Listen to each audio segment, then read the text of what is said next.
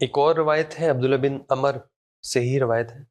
اور انہوں نے فرمایا کہ خرج علینا رسول اللہ صلی اللہ علیہ وسلم ونحن نتنازع فی آیت من القرآن، اور آپ نے ہم سے پوچھا، ہم نے آپ کو بتایا، تو آپ نے فرمایا کہ لا تمارو فی القرآن مراء فی القرآن کفر۔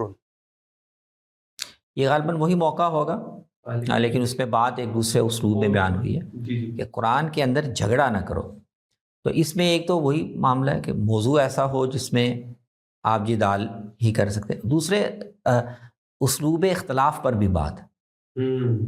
یعنی وہ میرا اگر کوئی علمی اختلاف ہوا بھی ہے تو وہ میرا جھگڑے اور جدال تک نہیں پہنچ جانا چاہیے، بالکل ٹھیک ہے،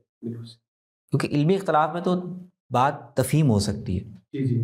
آپ مکالمہ کر سکتے ہیں، اپنی غلطی سمجھ سکتے ہیں، دوسرے کی سمجھا سکتے ہیں، لیکن وہ مناظرے اور جدال کی کیفیت اختیار کر لیں تو وہ لازماً پھر گروہ بندی میں اور اختلاف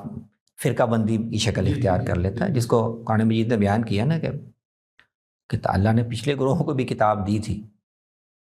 پھر ان میں اختلاف کیوں پیدا ہوا؟ وَمَا اخْتَلَفَ الَّذِينَ أُوتُوا الْكِتَابَ إِلَّا مِن بَعْدِ مَا جَاءَهُمُ الْعِلْمُ بَغْيًا بَيْنَهُمْ۔ وہ اسی رویے سے پیدا ہوا کہ انہوں نے کتاب اللہ کو یا اس کی تعلیم کو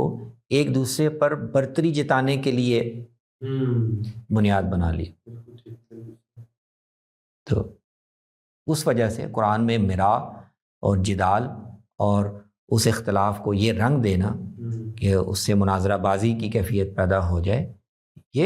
اللہ کی کتاب کے انکار کے ہم مانی ہے، کفر کے درجے کی چیز ہے۔